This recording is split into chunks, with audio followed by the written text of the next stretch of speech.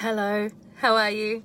Welcome to today's episode of the Finding Proof live show, coming to you live today from my little pod in my office.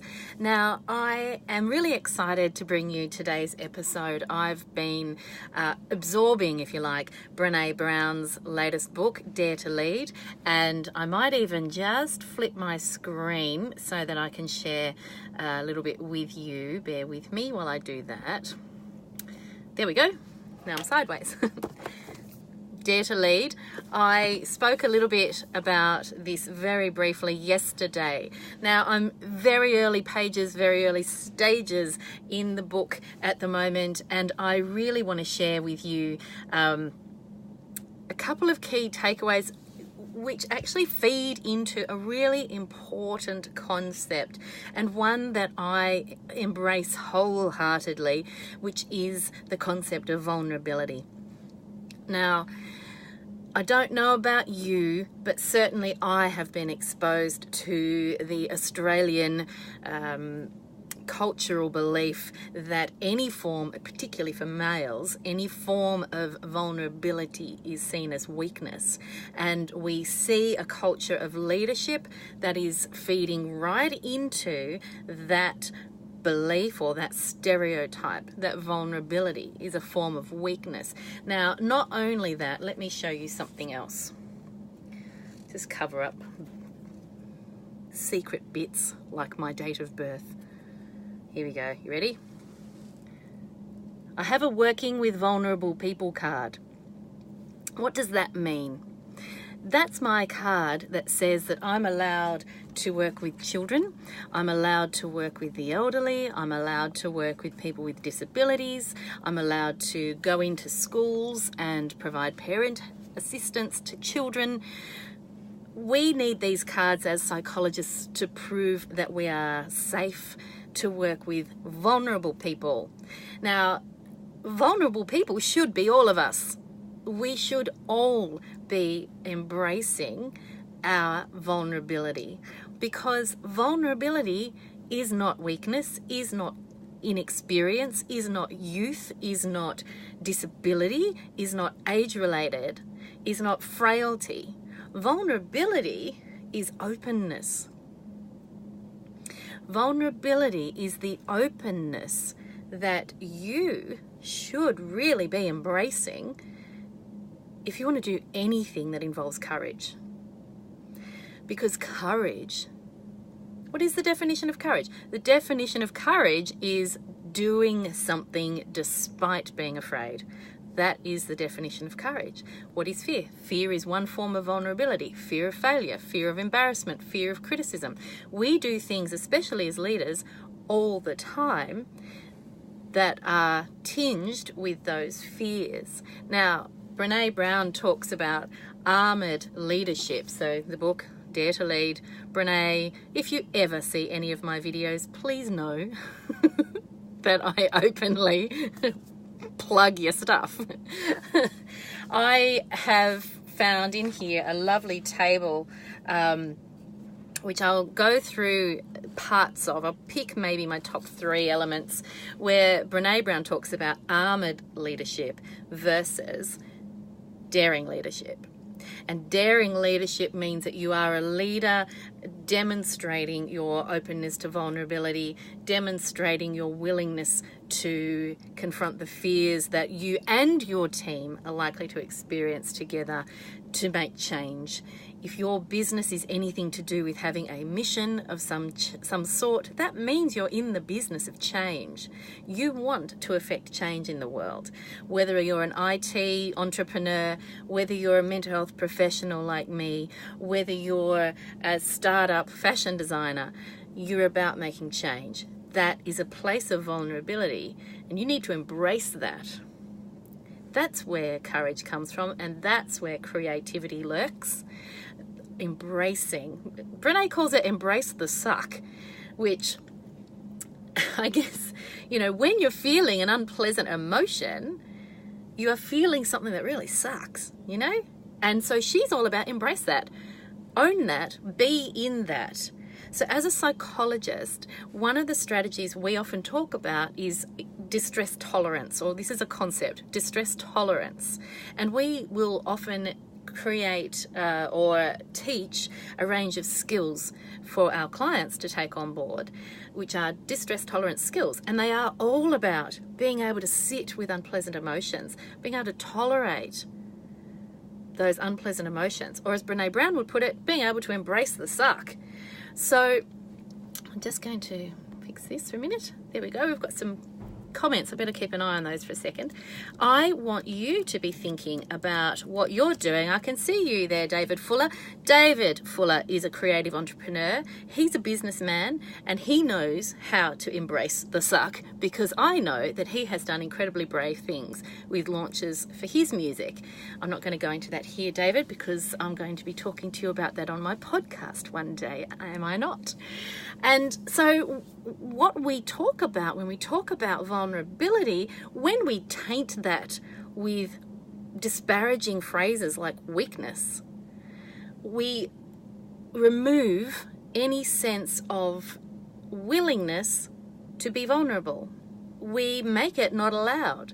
We build up a heap of armor, and that armor is intended to keep us safe and intended to protect us, when in actual fact what it does is it puts a barrier between you and courage. It puts a barrier between you and creativity. Now, I will talk often about courage not being brashness, not being foolhardy. Courage is allowing that vulnerability to be there, stepping into that vulnerability, acknowledging it without judgment, being in it,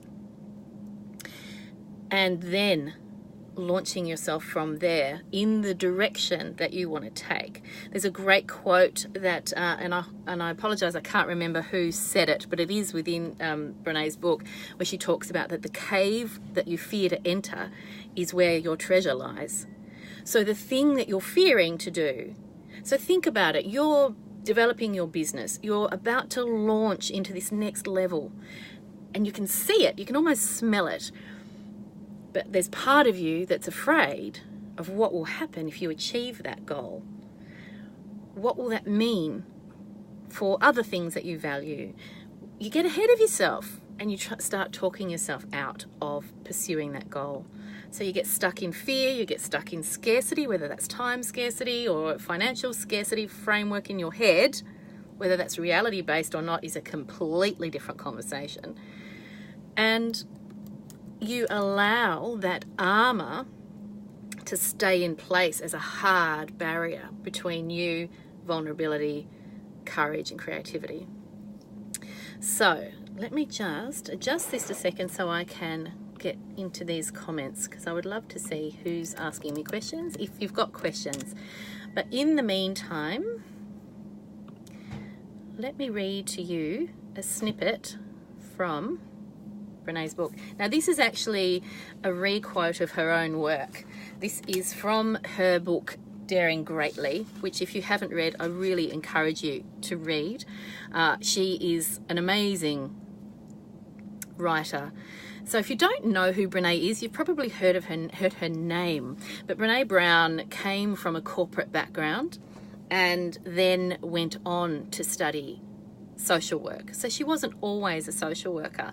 And then she became a social work researcher. So she's a clinical social worker. She knows, how to, assist people with problems and difficulties they may have. But she spends a lot of time researching. She has a team of researchers, and they spend a great deal of effort researching concepts such as shame and vulnerability and courage, and applying those concepts to leadership.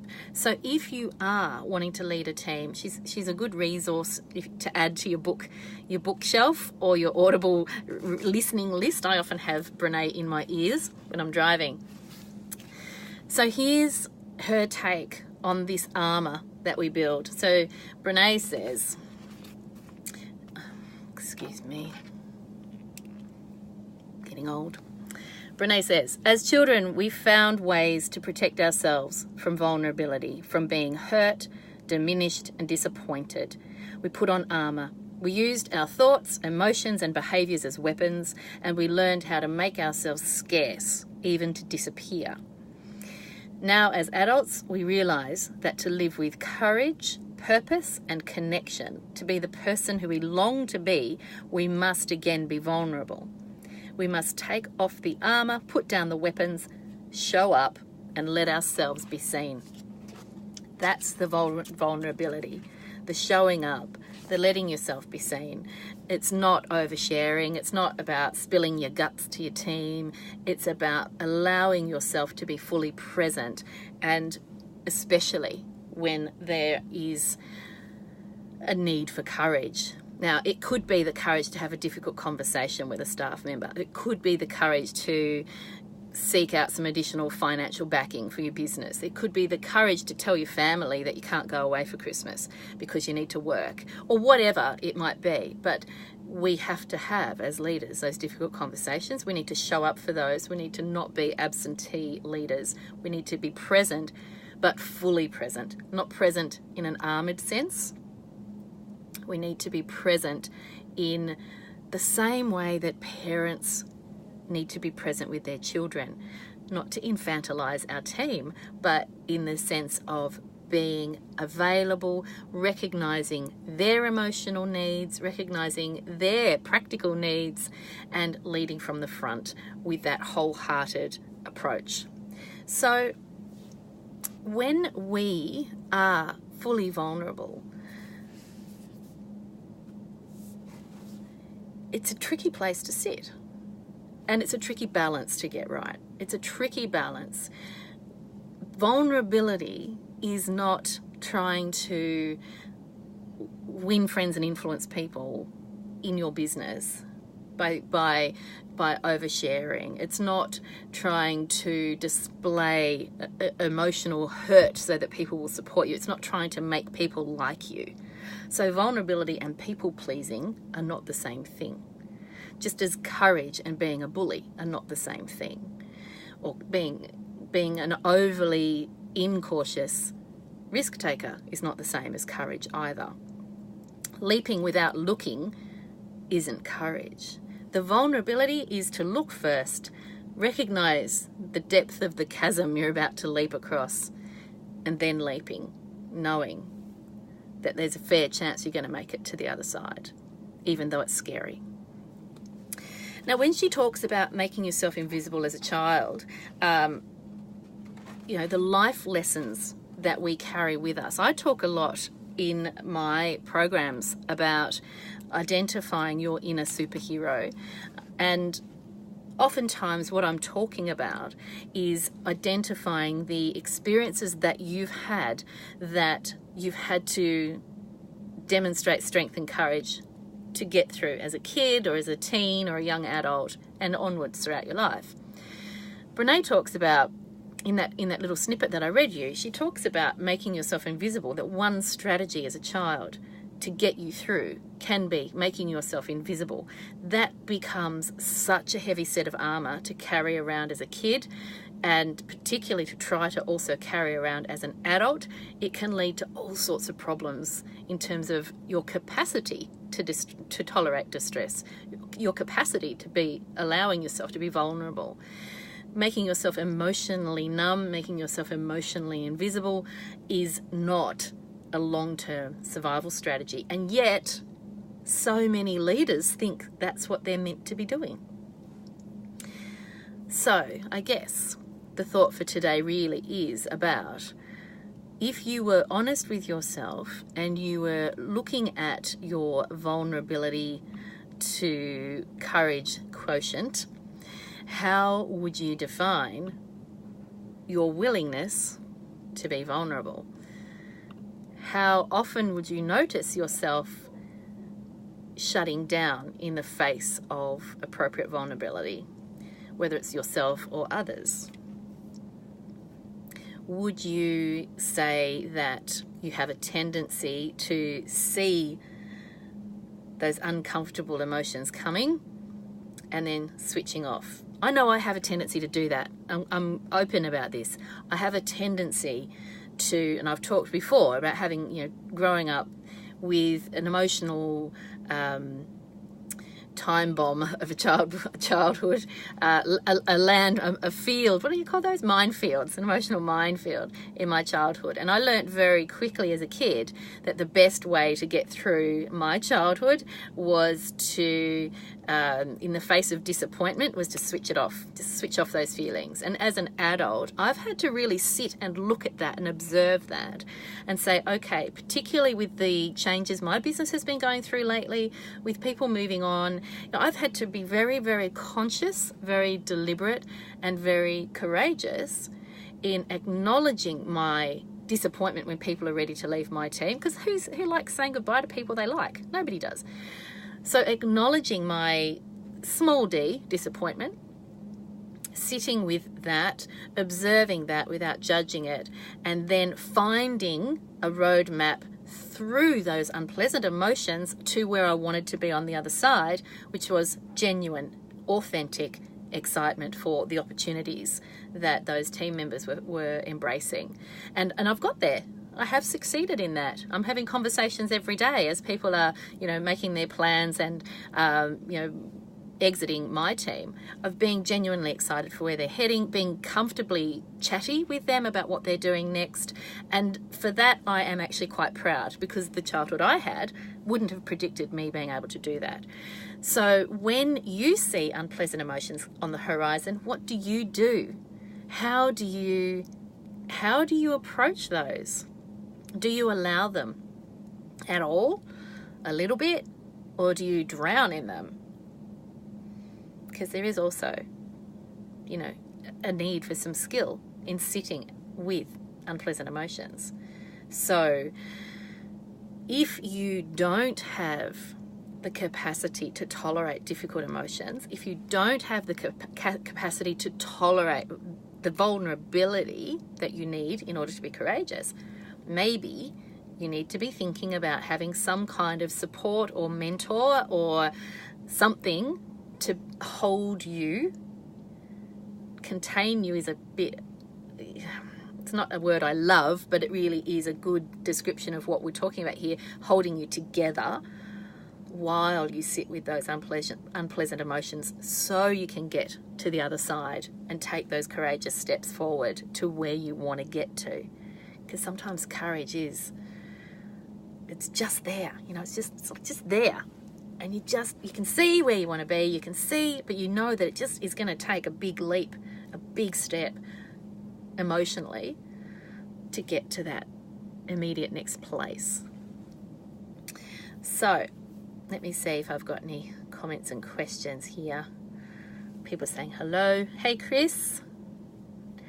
I think that I would really encourage you to be spending some time, whether you grab a notebook and a pen and do some writing on this, or whether you spend some time in the sunshine with a cup of tea, but spending some time thinking about your willingness to embrace vulnerability, your willingness to sit with unpleasant emotions so that you can get to that next stage.